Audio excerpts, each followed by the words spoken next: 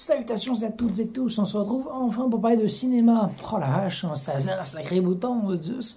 Ça faisait 5 mois avec la grille de Avengers. Non pas que j'ai arrêté de regarder des films.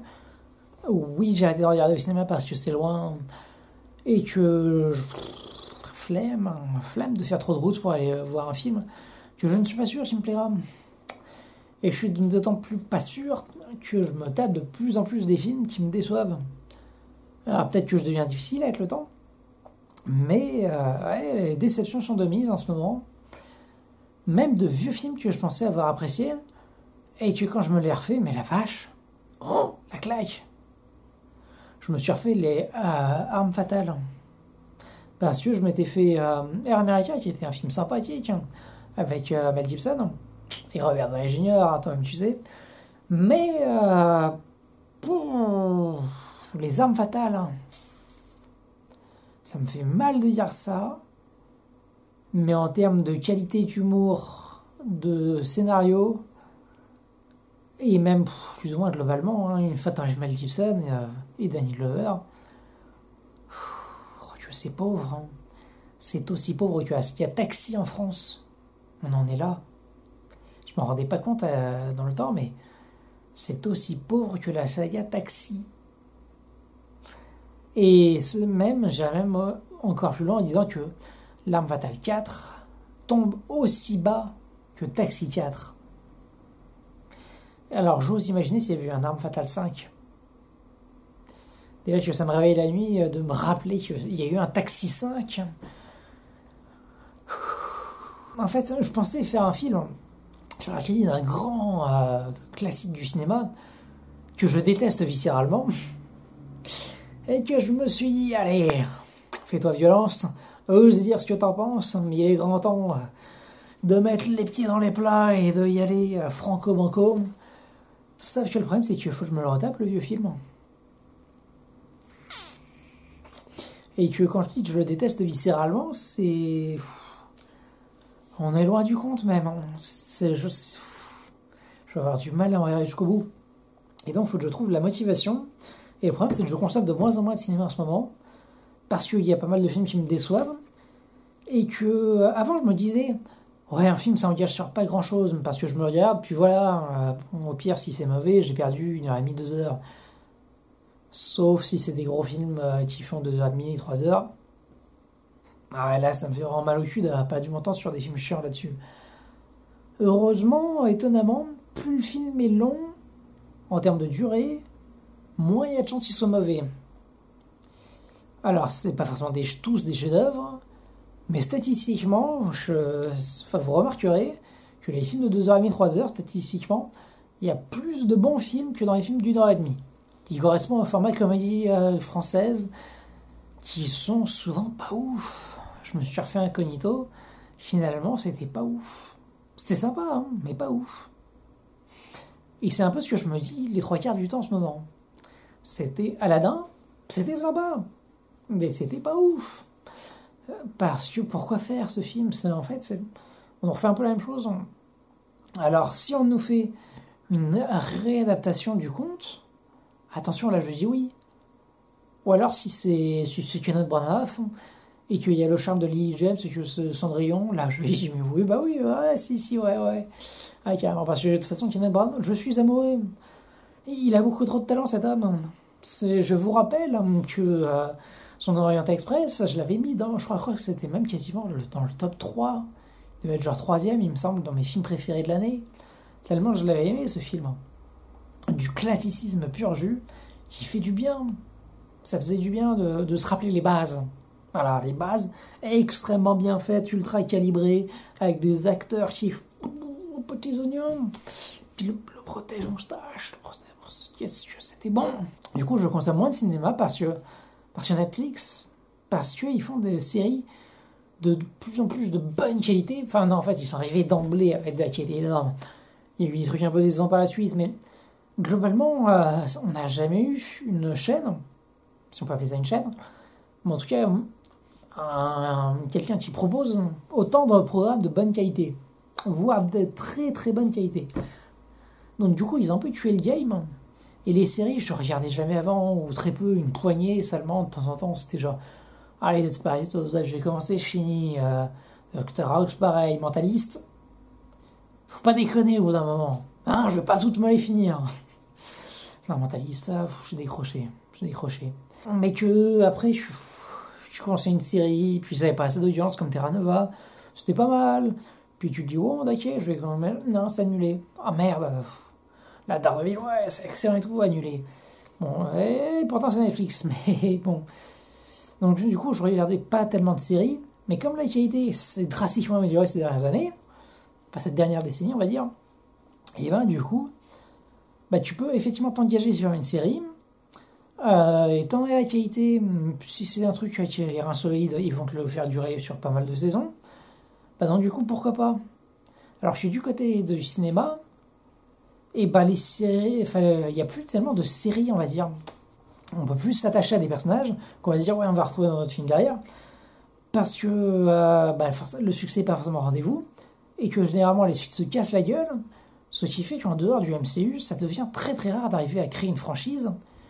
Et même avec le MCU, on se rend compte que le temps entre deux épisodes d'une même franchise se rallonge puissance 10 milliards. Avant, bon, genre les Harry Potter, ça n'existera plus jamais. Oublier un film par an, voir un film tous les 2 ans. Là maintenant, si t'as la suite 4 ans plus tard, tu peux déjà t'estimer heureux. T'as des temps d'attente, mais ça n'a plus aucun sens. En moyenne, maintenant, c'est 6-7 ans entre 2 épisodes d'une même franchise. Et généralement, il y a tellement trop d'attentes derrière que si le film n'est pas vraiment ouf, les gens vont pas suivre comme il faut. Et comme c'est plus long, machin, faut repayer les acteurs. Et comme à chaque fois ils demandent une hausse de salaire, c'est plus cher, donc il faut rentabiliser plus. Et non, ça fait moins d'argent, donc c'est plus rentable, mince. Donc en fait, voilà pourquoi j'ai du mal à faire des nouvelles critiques de cinéma. Parce que déjà je vais plus trop au cinéma, c'est déjà une bonne idée. Mais même je ne retrouve plus du tout de films. Enfin, c'est rare d'avoir des films, de la trempe des films de Denis Villeneuve qui ont été quasiment exclusivement mes seules énormes claques de la décennie avec Premier Contact et Blade Runner 2049. Enfin, il y a eu Searching l'an dernier, puis il y a vraiment très très peu de films qui me foutent une claque monstrueuse. Et même des films où je passe juste un très bon moment, j'ai du mal à en trouver. Hein. Et en me refaisant des anciens films, je deviens plus sévère. Il n'y a pas à dire, je deviens plus sévère. Alors du coup, je vais vous conseiller aujourd'hui un petit film, dans cette petite vidéo d'à peine 25 minutes. Alors, j'espère que je vais réussir à faire un peu moins au montage. Je vais vous parler de Ce dont rêvent les filles. Film de Denis Gordon, inspiré d'une pièce de William Douglas Home, qui était un dramaturge britannique du XXe siècle. Eh bien, c'est un film extrêmement classique, en mode... c'est une fille qui est un peu d'un milieu populaire, qui va être projetée dans le milieu de la haute société. Et donc, c'est la confrontation des mondes, des classes sociales. C'est tu n'as pas ta place ici, machin bidule. Et donc, c'est du ultra éculé, dit comme ça. Mais en fait, c'est tout ce que j'aime. Et pourtant, c'est un peu contemporain, parce que c'était en 2003, et c'est foncièrement ancré dans son époque. Et en fait, ça a les saveurs et le piment d'un Downton Abbey. Que ça me fait du bien, j'ai hâte de voir le film. Je n'étais pas dispo quand il est sorti au cinéma, et puis loin. Mais donc, nous avons cette petite jeune américaine dans la fleur de l'âge, avec la fougue, qui décide de prendre l'avion pour aller retrouver son père, qu'elle n'a jamais rencontré, parce qu'en fait, sa mère, c'est une petite bouseuse d'américaine qui avait rencontré ce grand prince britannique de la haute société lors d'un voyage un peu dans les années hippies où tout était possible, tout était magique. Mais un connard de gars qui voulait se placer ses pions, machin bidule, quelqu'un d'organisateur de l'ombre, qui s'est arrangé pour qu'elle se barre en mode mais c'est mieux pour lui, pour sa carrière future, machin. Coucou papa, je suis là. Mais j'ai une fille, mais mon Dieu, mais qu'est-ce qui se passe? Et à côté de ça, t'as un peu le mythe de Cendrillon, avec la belle-mère et son caricature de fille, hein, donc la belle-fille. Oh là là, mais non, mais elle va contrecarrer mes plans, je dois me marier, elle mettre le grappin dessus, m'élever socialement. Oh, ça va être le futur Premier ministre, je vais être une dame importante, bordel de cru, je me sens plus pété. Oh, calme-toi, Maury, en plus t'as une tronche ignoble. Qu'est-ce qui est tombé bas? Attends, il se tapait une bonasse, une petite blonde ultra sexy, et là il tombe sur une vieille britannique, là, avec une tronche de travers, balayée dans le cul, en mode Certain Reason Why. Je suis obligé de la faire celle-là. Ah, c'est horrible. Saison 2, saison 3. Ah, j'ai peur de la 4. Alors que ça t'as Elite. Oh, qu'est-ce que c'est 1000 fois mieux. Et on se demande pourquoi j'arrête le cinéma à côté et que je me concentre plus sur les séries. Ouais, hein, c'est fou. Mais donc ce film, et en plus ça a toutes les saveurs du Downton Abbey avec aussi un peu la Elizabeth McGovern. Et c'est ça qui est bon, c'est un peu ces personnes âgées qui disent allez vas-y, il me reste 10-15 ans à tirer. J'ai fait ma vie, je suis déjà veuve, machin. Qu'est-ce que j'en ai à battre? Je crois que c'est le moment de me lâcher. Je me fais plaisir, je dis les vérités aux gens. Allez, on balance. Oh là là, les mamies se rebellent. Oh, qu'est-ce que ça fait du bien ça. Ah, c'est jouissif. Puis moi aussi, forcément, à côté de ça, t'as la petite love story qui va bien. Toute mignonne, toute gentille. Puis bon, ouais, effectivement, le gars, il est sympa. T'es pas en train de te dire, oh, le connard, il la mérite pas, machin bidule. Puis comment il est remis à sa place, l'autre gars tire avec 4 épingles en mode oh mon dieu, je suis tellement bagasse, hein, j'y crois pas comment je suis beau. Ouais, vas-y, ouais. Accroche-toi, bonhomme. Bon, après, c'est aussi intéressant de faire le côté inverse, hein, avec Gilmore Girl, avec le Yann Hansberger, en mode je suis trop bagasse et tout, comment je me la pète.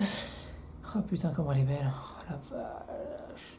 Puis c'est pas en mode gros prédateur, machin, c'est en mode coup de foudre. Là, bon, c'est en mode gros prédateur, machin, qui se fait remettre à sa place. Mais c'est aussi intéressant d'avoir autre chose et de faire justement bouger les mentalités comme ça. Là, t'en as un peu de trois, mais bon, en fait, c'est surtout un film jouissif en mode on secoue cette vieille aristocratie anglaise vachement coincée du cul, avec de la petite américaine pétillante. Et puis en plus, avec justement, on retrouve un peu ce mythe de Cendrillon, avec Lily James, Rose dans Downton Abbey. Et justement, ce rôle de Rose dans Downton Abbey a ce côté vraiment extrêmement naïf, et puis extrêmement naturel, et purement sincère. Et ça qui fait toute la différence. Hein. C'est qu'elle n'est pas en mode ouais, vas-y, je joue mon américaine ultra déjantée, vas-y, je vais les secouer, non. Non, c'est je vais essayer de pas faire trop de vagues et tout, mais elle est comme elle est. Et c'est ça qui est bon. Et c'est ça qui fait plaisir, et c'est pour ça qu'aujourd'hui, je vous recommande Ce dont rêvent les filles. Parce que ce film fait du bien. Parce que déjà, c'est une petite comédie romantique, avec une histoire aussi de père et fille. C'est ultra touchant, ultra mignon. Ça fait plaisir, c'est du petit film pas prise de tête. C'est bien écrit, les acteurs sont bons. Puis on se retrouve très bientôt, sinon, je vais essayer de faire un peu de temps en temps des critiques de cinéma. Hein. Allez, on se fait violence, on essaie de se trouver des films dont on a envie de parler. C'était pas le journal du connard, mais c'était à extrême nécessité, parce que ça fait partie des choses qui sont nécessaires à véhiculer, et c'est pour moi une extrême nécessité. Voilà. Vous pouvez continuer à me suivre sur Facebook, Twitter, Instagram, mon site internet, où je me remets à faire des critiques de films.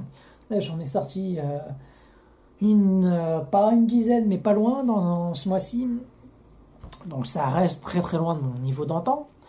J'en faisais une par jour.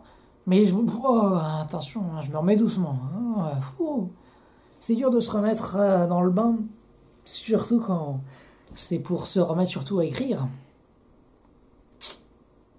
Incoming. Ah oui. Salutations les gens.